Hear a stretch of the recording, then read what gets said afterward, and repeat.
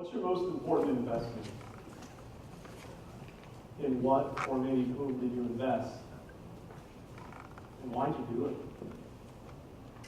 I want to talk with you about how nonprofits play or should play into our investment strategies and how we ought to think differently about them.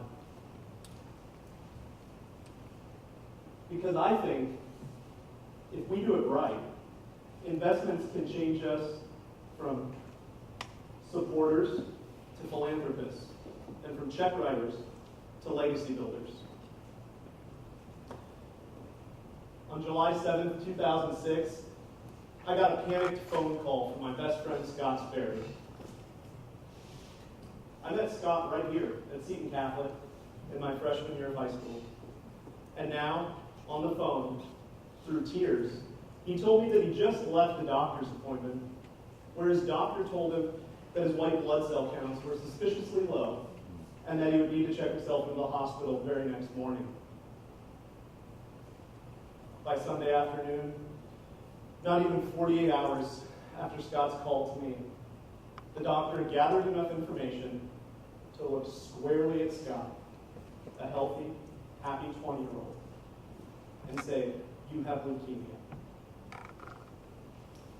At this point, I'm feeling pretty helpless. So I do some research, I get in my car, and I drive to a local nonprofit called Beckstrand Cancer Foundation. Through tears of my own, I shared Scott's story. And I told them that as a 20-year-old, I'm not sure how I can help. But I'm here, and I'm uniquely invested. That same year, I convinced my fraternity that we ought to adopt Beckstrand as our charity. And in our first year as their partner, a bunch of beer-soaked, sorority girl-chasing frat boys raised nearly $40,000 for that nonprofit with only 2 full-time staff members. That felt pretty good. And I share this with you because it was this series of events that changed my life and that made me think about my investment very, very differently. I couldn't help my own best friend, so I made it my investment to make sure I helped other people's best friends. I learned that the best way to do that was to work with and eventually for nonprofits with missions that change and save lives. Over the last 8 years, I've been able to play a role in generosity and kindness on monumental and media-grabbing scales. Maybe more importantly, I've been able to play a part in gifts of courage and individual inspiration on much, much smaller scales. The most tremendous and extraordinary donors that I've ever seen think about these investments in nonprofits in radical and entrepreneurial ways. And I want to walk through that because I think they really have 3 things in common. These investors in nonprofits work to reimagine the rulebook, create ideal and lasting impact, and they sure know how to share the right story. Because after all, our investments in nonprofits are investments in others, but they're also investments in our legacy. This is going to be a crash course, and from here, I'm going to go so fast because I hope that we can talk more after. So I'm going to jump right in to reimagining the rulebook. Whether we realize it or not, we've been given a rule book by which to interact with nonprofits. And I'm going to talk about 2 particularly troubling rules that I think we need to work together to reimagine. The first is the rule of urgency and repetition. Something I learned very early in my career working for nonprofits is that scale and quality are not and do not have to be mutually exclusive. For instance, it's the holiday season. We're coming up on the holiday season at least. And one thing you're going to start seeing filling up your mailboxes are desperate pleas from nonprofits that say, "Give now." What I suggest we do is not reward the urgency and repetition, but rather pick up the phone. If you feel something for that nonprofit, give a development officer a call. Because what we're doing with nonprofits is investing in other people's humanity. And why aren't we sitting down with another human to do that? If you spend 30 minutes, whether it's a $100 gift or a $1 million gift, talking with another human about your investment, I guarantee your thoughts on giving will fundamentally change. The second rule I want to talk about is the rule of the lowest common denominator. If you could, please raise your hand as high as it will go. Now raise it higher. I thought you might be able to. The point here is that we've been conditioned to hold back, to only do what approaches the line of discomfort. I want to challenge that notion because I think it's important, since you've already agreed to sit down with the development officer, to learn about the most interesting, impactful, and far-reaching aspirations of the nonprofit, then determine where you fit in. I'll give you an example. Did you know that the Society of St. Vincent de Paul has a goal to care for and find jobs for all of our struggling and homeless veterans in Arizona? It's a pretty significant goal. Tangentially, our state's trying to do the same thing, and my money's on St. Vincent de Paul. Let me tell you our success. From the time a veteran enters our program, he receives a stable place to live, a bed, an address, a nutrition plan, an exercise plan, and most importantly, job training skills. In 4 to 6 months, on average, that veteran is back on his feet in a sustainable living situation with a job. Do you know what it costs to fund one day of that incredible work for our 49 residents? Only $2,300 a day. From $2,300 to caring for every homeless veteran that we have in Arizona, there's a lot of space in between. But now you know the spectrum of involvement, and you can decide if that's important to you, where exactly you want to jump in. I suggest that if we think about things in these two areas very, very differently, we can start creating a lasting impact with the nonprofits that we care most about. Speaking of creating impact, is anyone a golfer here? Golfer. Then you might be familiar with this. This is a 2014 PGA Tour FedEx Cup bonus payouts. The first thing that's evident to me is now might be a really good time to call Billy Horschel. And the second thing, the reason I wanted to show this to you, is because it's so common to what I see every day in my work with nonprofits. I want to focus on the payment distribution relationships. I met with a very generous man named Alan. He and his wife give significantly to St. Vincent de Paul each year. And I asked him a simple question. Alan, what are your philanthropic priorities? In the course of the conversation, he told me that if he had to rank them, St. Vincent de Paul would finish about 4th or 5th. Look at poor old Bubba Watson up there. Only $1 million. So when I talked to Alan, I knew what that meant for the rest of our conversation. But here's the important part. Alan ranked them. Because what you put at number 1 determines how you write your legacy. I want to find all of the Billy Horschels, and it has nothing to do with money. In fact, what it has everything to do with is I know that person's mission is perfectly aligned with the work that we do on a daily basis. That's really important because his greatest investment intersects with his greatest joy. So I have a pretty straightforward job. Investment, joy. Where do they meet?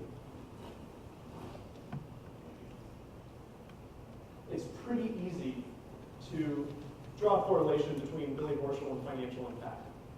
But do you know what's more important to me? This diagram describes Metcalfe's law. In short, it states that the value of a network is proportional to the square of the number of users in that network. Do you know who hangs out with Billy? Other Billys. Here's why that's important. believe that nonprofits have an opportunity to change our world for the better, why are we not inviting people to be a part of important causes? Why are we not linking those people with causes that we think that they could care about? This is the only way we're going to make sure that a maximum investment is going to intersect with maximum joy. So my proposal to you in this part is this. We need to rank our philanthropic priorities. We need to make sure that the people around us are connected to opportunities that interest them. This is how we'll be able to make major impact in the nonprofit and philanthropic world.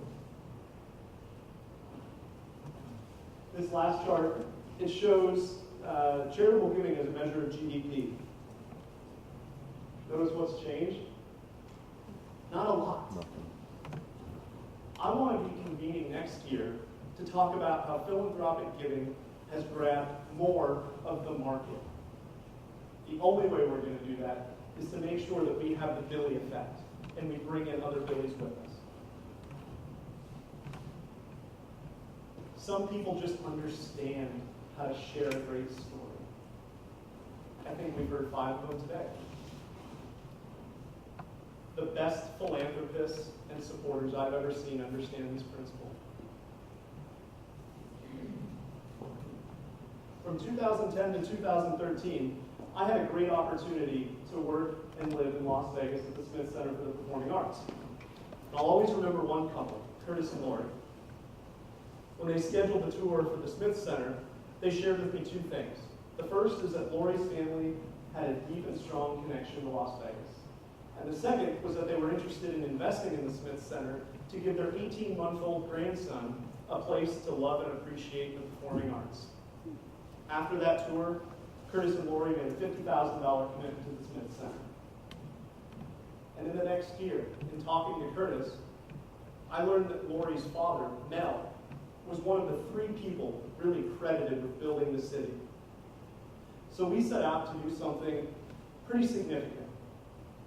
And on May 11th, 2012, the 10-year memorial of Mel's passing, Curtis and Lori were in my office and signed a $1 million commitment to the Smith Center.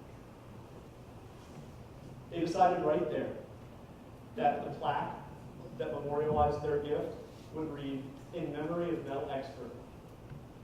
Every time they walk through the foyer of the Smith Center, they have their now 5-year-old grandson with them, and they pass a great story, a great legacy that they helped to contribute. Something else interesting about Las Vegas, much like Phoenix, is that not everything is yet established. We have a great opportunity to work with nonprofits to build and do new and entrepreneurial things. That's exactly what Curtis and Lori did, and I think that's exactly what St. Vincent de Paul is doing as well. So I want to share with you an important initiative that we have. It allows us to share our own story, and we kind of get to pick and choose. It's called the Compassion Catalog. Every part of our operation is broken down into a per-use cost. For example, I can tell you that it takes us $5,500 to serve more than 4,000 people who walk through our doors every day. I have a donor I'm working with now. His name's Steve. Steve shared with me, kind of in passing really, that the reason he serves in our dining rooms is because his father-in-law, who's now been passed away for 20 years, brought him to our dining rooms and said, "Steve, serve with me." That's been an important part of their family for 2 decades. So I asked him, "Steve, is this important to you that you pass that on to your grandkids? That they pass it on, that they're here serving too?" The end of that conversation is that on November 8th, what would be Steve's father-in-law's birthday, the entire family is coming to volunteer and sponsor the dining rooms. That's an experience that not a lot of other investments can give you.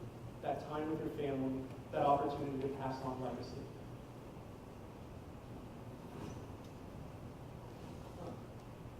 We'll stay there. I've been really, really lucky.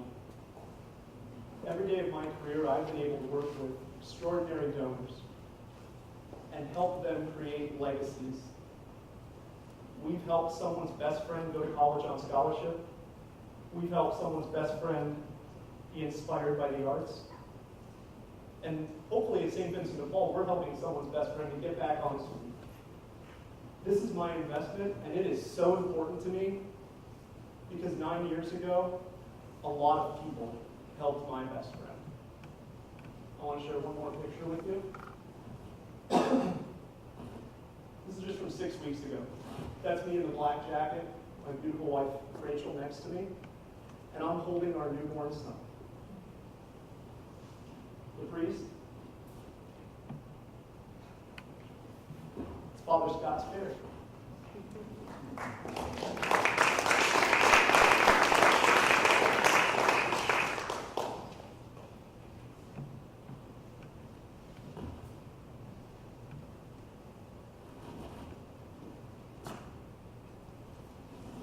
He's baptizing our son, Brennan Scott.